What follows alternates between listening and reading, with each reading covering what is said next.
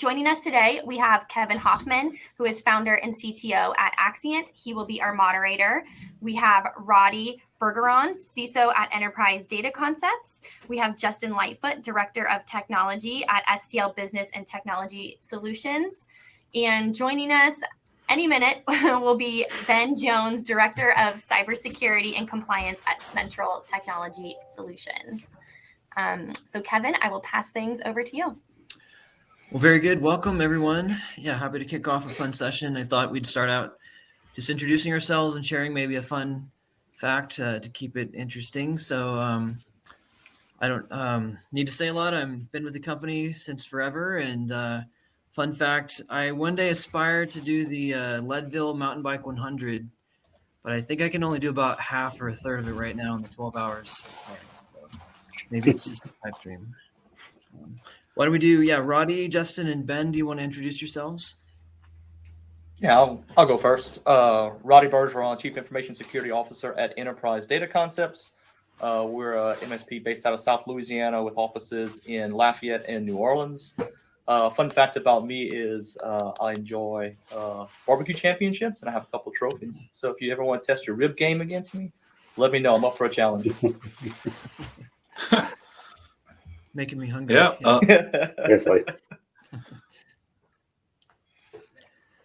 Yeah, go ahead, Justin. Yep. Yeah, my name is Justin Lightfoot. I'm the Director of Technology here at STL.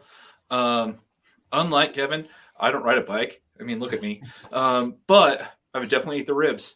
So, but yeah, I've been with STL for about 7 years now and Director of Technology over here. And yeah, that's pretty much it. Excellent. My name is Ben. I'm with Central Technology Solutions. I'm actually my 3-year anniversary is today, and so nice. in my spare time, I actually became a private pilot about a year ago. So I enjoy flying small planes. Excellent. Yeah, we got to figure out how to combine planes and bikes somehow. That's a tough one, right? So. Well, good. Well, Larry just talked a lot about how do we thrive with our customers in a market that's turbulent. And he talked about security and BCDR. And so what a surprise, this panel is going to be about security and BCDR. And, so it's no surprise risk and severity of ransomware attacks continues to escalate, and MSPs and SMBs are prime target. And so just to kick things off, how are you help preparing your MSP business with this rising threat? What's new? What's different over the last 6 to 12 months? What's some of the biggest changes? I mean, I think for me, I'll kick it off. I mean, how do you prepare for something when there's a lot of unknowns out there, right? Beginning of this event. We heard from a guy whose VSA got breached. I mean, who saw that coming, right? That level of magnitude. I think what we have to start focusing a lot on is a lot of us focus a lot on how well do we protect this? How well do we keep this from happening? And you can't do that. There's no 100% fix. There's no 100% guarantee. Figure out where your threats are at after the fact. How do you recover from it? How do you limit what has access to your systems in case there is a 0-day? Follow a good framework, right? And just to make sure you have something that's kind of backing you up. There's tons of frameworks out there, NIST, CIS, COVID, you name it. Start cracking on that. Work on, we use CIS controls here. Start with IG1, and try to get to IG3, right? That's where you need to be. Limit your exposure, but think about what that right of exposure looks like as well.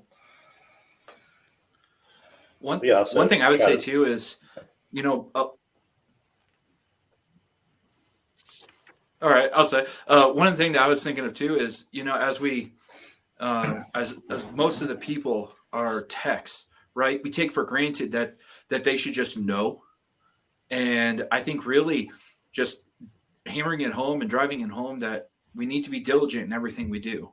Don't just take for granted that a tech is out there to not downloading stuff and not opening these random files. Most of the time, they're the ones that are going to cause a problem. Yeah, we do like to experiment, don't we? Yeah. With That's us, it's just really a layered protection. I mean, we rely on, our antivirus. We're relying on, user education. It's not just one product. So having that final protection with a BCDR is almost key. And I guess we found that with Axient that there's the cost argument is not really a thing when you can back up a mailbox for $1 or so a month, and you can use that same mailbox to back up your documents, keep everything safe. So we do that. Excellent. Yeah, I like this. It's like, yeah, with proper preparation and discipline up front, then, it gives us maybe the resiliency to combat that fear of the unknown, the uncertainty, what might happen in the market. Yeah. Yeah. So how are your client expectations changing with respect to ransomware resiliency? Some of them certainly maybe aren't aware, haven't been paying attention, but maybe some of them are, and just are their expectations changing? And if so, how? Yeah. I'll say that we're using a lot of real world examples. Just the whole fact of well, let's take the airports for example, right? The whole airports just their websites were getting attacked, and they're trying to steal Windows credentials through there. And ultimately, at the end of the day, if you don't have a real world example to say this could happen to you, that people will just kind of ignore it. In my opinion, they think, oh, it'll never happen to me, or I'm too small. But at the end of the day, the other thing I'll say too is we also remind our clients, you have clients, and you want to protect your clients. So just like we're trying to protect you, you protect them. So it sounds like, Justin, you're still in the mode of educating your clients. Like, they're not coming to you as often as you're going to them and trying to help them just see the risk, understand the risk still. That's right. Yeah. Being in the Midwest, we always say trends go from the two coasts and come in. So, we're never, our clients aren't really always the number one people to hop on board to something new. I mean, that's kind of how the Midwest is, I guess, right? Yeah, Ben and Roddy, are y'all finding anything different, or any of your clients coming to you with requests or concerns, demands, things to change? Oh, well, yeah. Of course, I have clients that come to me and demand stuff. Like we can't ever be down, or we can't ever be breached. Yeah. Of course, yeah. I mean, but you have to set that expectation, right? Of like, hey, instead of being 60% protected, we can get you to 80% or 85%. Because at some point, you have to look at it from a business point of, I can't spend $1 million to make sure I don't lose $100,000. And there's they expect us to work wonders when something bad happens, right? And, we have to kind of set the expectation of, you might be down for a day. You might be down for 3 days. How much tolerance can you have for downtime in case of a ransomware? Who's impacted? You start to have those kind of business conversations with them, and they start to kind of start to understand it a little bit better. Because most of the time, the only time you're going to have that conversation with a ransomware, a lot of times, either they heard about it, somebody in their industry got hit real bad, or it's happening to them right now. And that's usually when you start to have that conversation about it. So you got to get ahead of it, because they expect to be immediately up in that you're protecting them 100%. And that's not a realistic real world experience for them. It's never going to happen. I think they're expecting you to already be protecting them, and so you're already doing this magic stuff on the scene. Wait, you weren't doing that? Like, that's what do you mean? Oh wait, you mean we have to pay for this? But these are the same people also that will push back really hard on enabling MFA, and so it's hard to juggle that. I mean, you have to really. We've had maybe occasional customer come to us and say, what are we doing about this? Are we secure? We had one, a local golf course, actually, she went to a security seminar and came back and was like, zero trust, MFA on all the desktops and everything else. And we're like, that's awesome. Do you know what you're asking? But okay, let's go. Excellent. So, one thing that came to mind is just, the better we are at, educating our clients and getting them to adopt stronger security practices and, doing preventative on the security side, maybe the less frequent an actual security incident happens, hopefully. And yet, we need to be really well prepared for what happens if that happens, heaven forbid something like Robert happens, but, maybe something milder. And so what are you doing to help your staff be really consistently prepared, like for this thing that hopefully doesn't happen often, and yet, if it does happen, the stakes are really high that we do all the right things, so what are you doing to try to help have that consistent response if something were to happen? Yeah, I mean, we're starting to build it out a lot more for our clients, but having an incident response plan. So we exactly know for each client, all right, something bad happened. What do we need to do? Pull that document out. That's your Bible as to say as to what we need to do.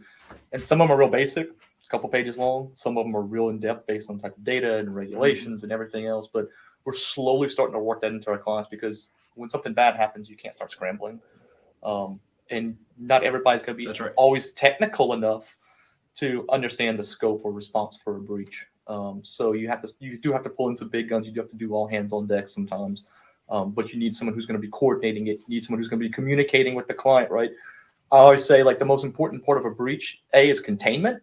Second one's communication. If you're not communicating with the client about where we're at, where we're going, how soon are we going to be back normal? What's going on? Like, people, I can't remember the quote from Men in Black, but it's like, there's always a threat. Humans are panicky people, right? But like, it's true. Like, when we don't understand, we don't know, people fill in their lack of knowledge with their own opinions or their own thoughts. The communication helps with that. So you always have to have that plan, what it looks like, constantly updating it. Things change. You learn from new experiences. You learn from your losses during a breach, right? Mike Tyson, hey, everybody has a plan until they get punched in the mouth and realize their plan doesn't really work that well. But you learn from that and you move forward and you communicate that plan, right? Or those changes with your staff. Like, we have regular touches every morning. We have our morning huddle, and like, hey, when something bad happens, we have postmortems. Talk about what's going on. Like, that's all part of the incident response plan and bettering yourself. Yeah, sounds like that plan is key. And so I'm curious, just what best practices have y'all found when creating those plans and then testing those plans? And your clients may be completely non-technical, and so to what degree, do you get in depth with them versus, how do you help them have confidence in you that, hey, we get this, we understand this, here's the right plan? What are some of the ways you found to create this effective incident response plan and to keep it current? For us, we actually have a meeting dedicated every year to those clients that genuinely want to have that conversation, but also pay for that service, so on and so forth. And so for us, I mean, we will not only with our clients, but even internally to our own company, right? I mean, it's kind of a joke. We call it the death card, right? So you create this scenario, and obviously I'm a nerd, right? So, whole Dungeons and Dragons kind of thing. You create the scenario and you say, okay, here's what we're going to do. An ice storm hits Bloomington, Illinois. Only the people who have this card are actually make it to the office. Justin died on the way in. Okay, so you can't ask him any questions. Now we need to recover our largest client, and you need to guarantee the RTO and RPO for that client. And then we talk it out. And where are you going to find that information? How are you going to do that? And then I'll just be honest, most of the time it's my fault. I didn't put in enough documentation, right? Or I didn't have, I assumed too many things.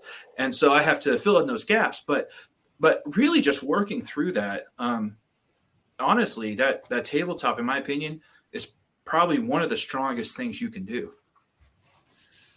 Yeah, I lived in a ship in Illinois for like 8 years, and so I can imagine that ice storm. Yeah, the terrible cold that comes. Yeah. It's why we wanted to give away some of these backdoors and breaches. The card game, it's made by a security firm. They're not making money off of it. We're not making money off of it. It's just the more you can make something into a game and fun, and it's like, hey, this is how we can Yeah. What it is, it gives you different scenarios, just random security scenarios, how somebody gets in the door at first, how they broaden their presence, how they establish persistence, and then how does that relate to your control. So it takes, like you're saying, some situation you may think is quite rare and may never happen, but these are things that are happening, and what do you do? And so I'm just curious, yeah, just from the audience too, what are you doing, and you're conducting these tabletop exercises, and just as you've been doing them, what have you learned about them and how to make them effective versus just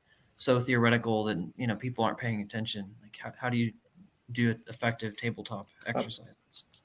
I will give a shout out for one game. You can get it on Steam. Threat JIT, Red versus Blue on Steam. Run on Mac, Linux, or whatever. It's a red team, blue team exercise. I've seen a couple security analysts and cybersecurity guys start to play that online. So it's turn based, like real time strategy type, and it's turn based. It's pretty cool to see it. There's always a loser there. So it's fun to see. It's fun to see reactions and the different things that'll trick you up along the way, or you might be thrown a bad hand, or just this real world. Not everything always goes in your favor, and you have to be prepared for. All right, I got to go. Turn this port off on my firewall. Maybe the firewall's already compromised. And you have to deal with that scenario. So running through that and just getting those creative juices flowing is really important, because you don't want to have something static that's like, I do step 1, I do step 2, I do step 3. Mm-hmm. Sometimes it doesn't always work out, and you have to pivot, and you have to learn how to pivot and when to pivot. So that's right. Really good stuff to learn, and really just have that in your back pocket, just as a thought when you're running through your disaster recovery plan or your incident response plan, of what's not working, what is working, what happens if this step fails. And how often is it resulting in some change? Like, oh, this did find a weakness, and we got to go back and fix things, or we didn't actually anticipate this. Has it been actually a good practical tool, or is it just more of a compliance check the box sort of a thing so far? So for us, it's just a check the box thing right now. We're learning a lot more from postmortems than anything right now of the after the facts, which isn't the best, but security is a journey, right? It's not short sprints. You're not going to get there in a day or a week or a year. Right. It's continuous improvement. It's year over year. So where we're at right now, we could definitely 100% do things better. But that's a journey that we're on right now. And I think we're all on that long journey, and we keep thinking that we see the coast and that we're almost there. We can finally hit land, and then we realize that it was just a mirage. we're still miles away from shore. Like hiking a mountain at false summit. Yeah, you get to. Yeah. Like, oh, I only climbed the first 10%. Yeah. So maybe let's talk cyber insurance. There's at least you started. Yeah, that's true. Yeah. And if we stop in the game of security, then eventually, we're going to lose. So it's just like you say, keep going. So why don't we pivot to talk about cyber insurance for a bit? That was interesting in the poll. About 2/3 have cyber insurance as an MSP. There's about 5% that said, hey, we'd like cyber insurance, but we're struggling to find a carrier that will cover MSPs, and then a good portion that doesn't have it. So just curious to see what changes y'all have seen in your cyber insurance renewals as you've been helping your clients or yourselves, and advice that you'd pass on based on your experiences. I think with as far as us, that has definitely been a challenge getting a carrier that actually wants to cover an MSP, just because we are the keys to the kingdom. And the ones that we have been able to go ahead and get to give us a quote, the questionnaire is very intricate. It's no longer kind of vague and doesn't require you to actually like, okay, we will just take your word for it. The MFA is turned on. They want proof. It's definitely a challenge. I was handed the application and said, okay, here, Ben, work on this. And I'm like, well, there's my week.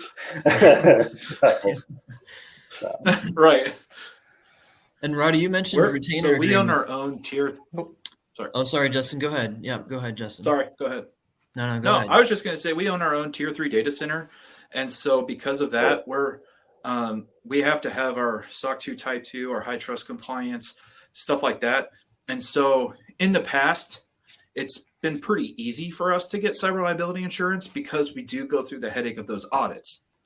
The issue that we're running into now is since the RMM breach and since a few other things, because we have that designation MSP, that's almost like, okay, your data center is okay, but your MSP services and the tools you use over there, the liability coverage on that side, we're going to have maybe 2 or 3 different writers on top of it.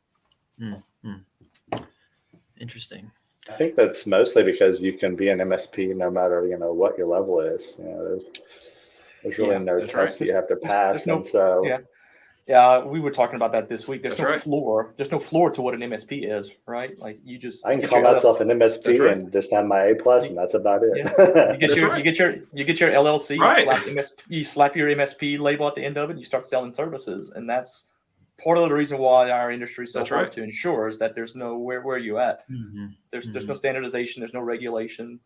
There's nothing that defines what an MSP is besides slapping a label on your name, and that's something we have to do better as an industry. We have to do a lot better. I would agree. Industry as a whole needs to come together and create that compliance or standard. The last thing, in my opinion, that we would want is someone to impose that onto us, right? And so as a community, if we could come up with those standards and that compliance, honestly, it'd be better for all of us. Yeah, I mean, we have the tools, right? We have the frameworks, we have the best practice. That's right. We're already starting to see outside influence, regulation from states, the feds, insurance industry, right? I can't tell you how many retainer agreements I've done with some of our legal clients that's really putting the screws to, if you're going to be handling data from our system, what protection do you have in place and attest to it? I mean, we did one. I mean, I can't tell you how many hours we put into it. Right. It's one of their big clients. They're like, I don't care how much this costs, do it. And like every other industry is putting the screws into our own industry, and we have to flip that script a little bit, or we're going to find ourselves in a huge hole of people who don't understand technology. I mean, you see some of the legislation that gets written. I mean, it's by people who don't understand technology. Right. They understand, and they're writing policy that affects us, and we're just having to deal with it right now, and that mindset needs to change. And Roddy, that high compliance legal client, type of client that you're mentioning, how are you proving to them that you're doing those things that they want you to do? They're like, cost isn't an issue here. What are they demanding in return, to show them that you're doing what they need? Do you have a mobile device management policy in place? Present your policy in the last time that, you explained this to your staff. Do you have EDR? Are you monitoring it? How are you monitoring it? Do you have a system put in place to do change management? How are you doing it? Can you take pictures of or send screenshots of your ticketing system to show that you are doing change management through some kind of ticketing system? I mean, like it's real attestation of what you're doing, not just I'm saying I'm doing it, right?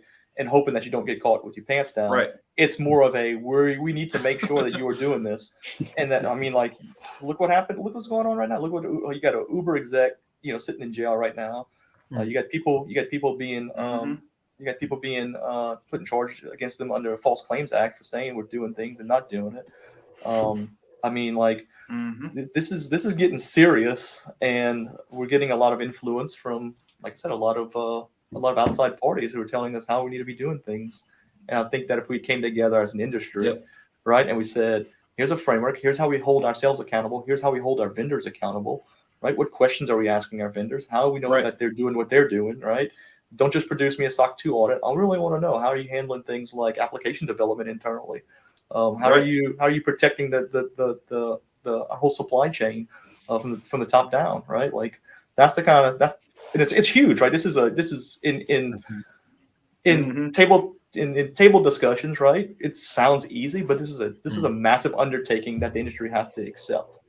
For sure. Is very fun. Well, yeah, because the way you're doing something and the way I'm doing something, it's going to be way different, right? I mean, just because I do it this way and I use XYZ RMM and you're using XYZ RMM, who's their competitor, doesn't mean in 3 years your RMM is not going to own mine. I mean, there's just so many things, the way it ties together. It's crazy. Yeah. Sorry, go ahead. So somebody mentioned in the comments, GRC tools, governance, risk, and compliance tools that larger enterprises are using, that have to deal with, complex, 6 to 12 regulatory frameworks and automating proof of compliance to these frameworks. And maybe we'll see these sorts of things, on our journey together, MSP vendors and MSPs, towards a more systematized way of proving compliance. They're starting to trickle into the industry. There's some that are scratching the surface right now with it and testing it out in the MSP world. But yeah, that's the next big thing, right? Is how are we going to manage that risk? How are we going to manage the business side of things? How do we communicate, dollars and cents to clients and why risk management is important for, your small businesses, your 20 seats or whatever. They're worried about making payroll the next week, but that they're just different concerns. But we're going to have to step in. We're going to have to be the advisors here. We're going to have to change the mindset of, as I forgot who put it best, but like, what side of the balance sheet do you want to be on, right?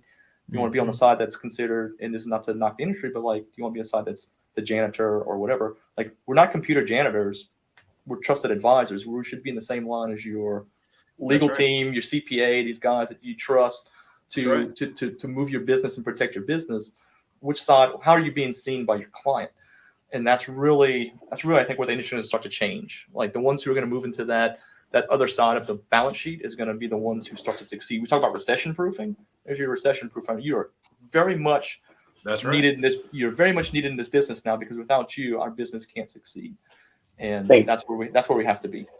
Yeah, I think we're seen as plumbers sometimes. Just call it when things break. Yeah. Yeah, we've talked about surviving. And that's one of the biggest.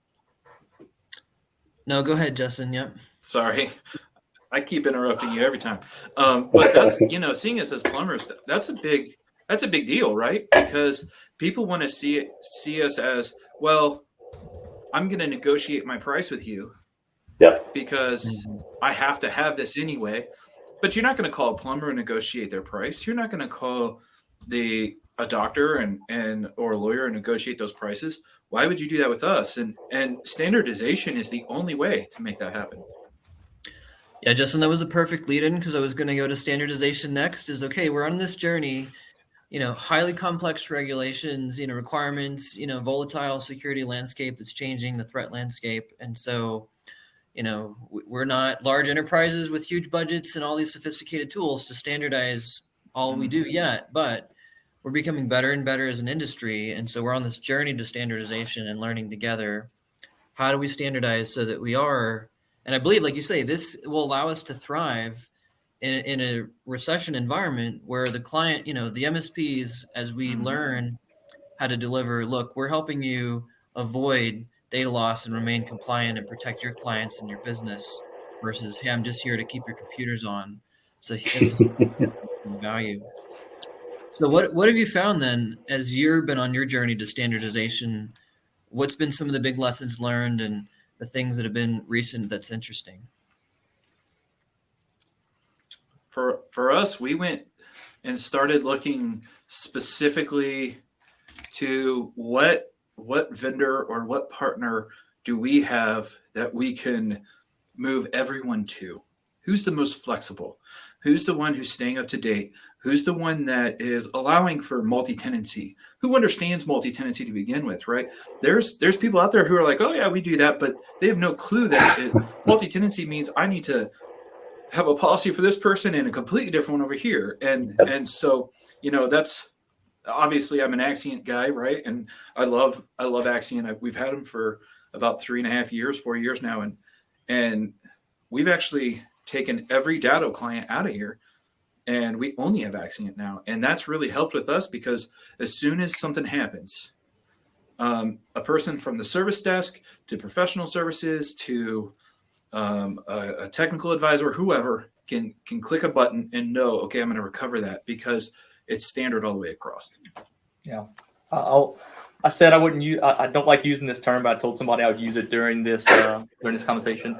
The more tools you have, and the more sprawl. I said it's hopefully they have a drink in their hand, because I said every time I use this word, you have to do a drink. But the more tools you have, right? The larger your tool set is, the more individual things you have, there's a term I hate to use, but you hear a lot, tech debt, right? It's more time you have to do maintaining different tools. It's more education you have to do. It's more training you have to do. There's more things that can go wrong, right? You have 25 different tools that you're using to try and satisfy, your CIS controls or your NIST controls. How can you bring that back in? Like, we've been doing that slowly. We're seeing where all our overlap is, and then saying, all right, we're going to kill this part of this product, kill this part of this product, move this vendor out, and start to consolidate that. And then pushing those standards down to our clients, right? Because I can't support 5 different backup products. That's outrageous. I can't do it. We don't have the experience. Right. It's always going to be a higher level person that's going to have to get involved, because of the tier 1s and tier 2s don't understand, the other products out there. So now it's more expensive for me. I got to have a higher level guy to go understand it. So consolidating all that down, making sure your clients are in alignment with what your standards and your best practices are and your technologies goes a whole way to improving your business, right? That's in the grand scope of things. That goes back to your bottom line, right? That gives you cost savings. You can leverage those vendors a lot more, because now you got a lot of buy-in. Like, if I need something from Axient, or if I need something backup wise, like, I'll go to Axient, right? And you guys know me. I know I can leverage you guys. Like, we do a lot of business with you. So you start to see that happen. And, and that's where it is. It all comes back down to the bottom line of your business and where are you trying to save that money. And standardization does that across the board.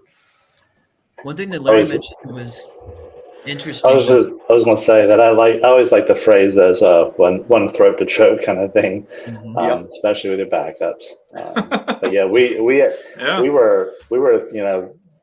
entertaining other vendors before, and then we said, why are we doing this? Let's just talk to Axient, and they got us a much better price than anybody, and it's all the same features and actually more so. So we're happy with Axient. Yeah. One thing Larry said was interesting was just that some of the reasons that MSPs have been using multiple tools these days is it's driven by different use cases with their clients. And they're kind of forced into it because their vendors didn't support all the capabilities, the use cases that the clients required. And so that's been one of our focuses over the last 5 years is, hey, let's consolidate down and do appliance-based BCDR and no appliance BCDR, and no business continuity for everyone essentially. But so we think maybe we've got it licked on the backup side, but on the security side, are you running into cases where your security tools are not able to serve all your client use cases, and it's forcing you to fragment your tool stack, or are things getting more capable on the security side, preventative side? Yeah, I think that side. I mean, look at 4 years ago when you went to a conference. There was very little security, right? Like, it was starting to creep in a little bit. Go to a conference nowadays, and how many booths at those conferences are security related? I would tell you probably the vast majority of them. Almost every one of them. Yeah, go look at. I wish I had the picture. I found it the other day on Reddit, but it was like all the vendors in the security space, and it's just massive right now. They're starting to get better. We're going to see a lot of consolidations. We're going to see a lot of VC money, or already seeing a lot of VC money getting pumped into it. We're going to see a lot of mergers, I think, upcoming. Like, you're already starting to see. I mean, I'm not going to name the vendor, but they're buying out people left and right. And if you think it's the one you're thinking of, it's a completely different one, because that could be a number of people, a number of security vendors buying other people out right now and incorporating that technology and expanding. You got people who are traditionally endpoint software now getting into managed threat response. They're now getting into SIEM or SIEM, however you want to pronounce it. Starting to get all these technologies and correlating all this data together, and you got a one-stop shop now for your security. I mean, you've got some pretty big players in the game right now who are starting to become your one-stop shop. And before that, it was very fragmented. You had to pull technologies. I mean, I remember our first managed security plan that we came up with. Oh, it was garbage compared to today's standards, but that's where we were at as an industry. Yeah. And that's going to continue to keep getting better as it get tighter. Like I said, as we start to put pressure on vendors to say, I follow CIS controls. Tell me where your product fits in with my CIS controls. Right. Yeah. There's people starting to do that. I know there's probably someone on this call right now who's working with vendors right now to say, hey, where are you at with that? And then when you have your CIS controls in line and you start mapping them, well, now you have to start asking which vendor meets most of those requirements for you, so you don't have too much sprawl. We've seen Pax8 do that, and but yeah, we've seen a lot of vendors that almost are pop up, and you almost think, okay, these guys are just waiting to be bought, and that was our purpose, was just come up with something, get it working, and then wait to see who bites off on it. So I think we're coming close to our time here. Just if you could go back and tell your former self 1 or 2 years ago on your journey to standardization, I wish I knew this back then before I went on this journey to standardization for security, for controls, for backup. What would you tell yourself? Go and be a dirt former. No, I mean, for me, looking nice. I mean, like, yeah. No, for me, the big thing was when your vendor shop. I'm sorry, I can't stop laughing at it. Being when you go and shop vendors, that's all right. Marketing materials are great, right? Don't live off the marketing materials. Really run your vendors through the ringer and make sure that they're doing what they're saying you're doing. Because I personally have made some bad decisions off of a one sheet that was given to me, and I mean, I complain about it now, but I was one of those guys. Like, don't be fooled by the steak dinner and the handshake at a conference. Like, make sure you still have to have, you can still be friends, right, but you still have to put the screws to them and say, hey, we want to make sure that you're doing what you're saying you're doing, and that we reevaluate this relationship every year. So be diligent with your vendors, is what I guess the take back from that is. Excellent. Yeah, Ben, Justin, mine would be similar. It would just be, mine would just be, don't settle. Know what you need to know to make the right decision. And if it doesn't fit, just move on. There's always something else out there. And usually there's something else out there. You find it because you had to replace your old vendor because they screwed up. Yeah. I totally agree with Justin. One would be, read the fine print of that contract, make sure, that it's not going to automatically renew for so many years. And two would probably be, just make sure that don't be afraid to look around. Don't become complacent with one tool just because, that's what I'm used to, because there might be something that does something just totally better, and it may be cheaper, it may be a little bit more, but it'll be worth it in the end.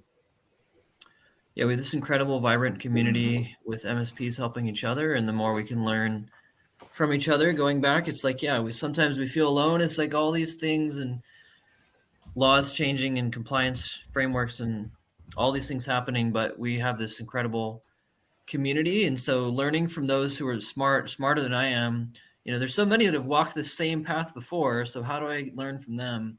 The more that I can learn from them, the better I'll avoid the hard mistakes. And so I think, that, I'd love to go back and tell my former self, here's all the mistakes you're going to make, and please don't make those mistakes. And so, hey, fail forward, right? That's what I always say. Exactly. That's right. Well, very good. So I think, I don't know, Caitlin, if we've got a few more minutes for time here with questions, or if we're at the end, but. We are actually right at the end. Excellent. Wonderful. Nice. Well, thank you. Yep. Roddy, Justin, Ben, thanks for nicely the done. chat. Appreciate it. Thank you. Thank you for having us. Yeah. Yeah,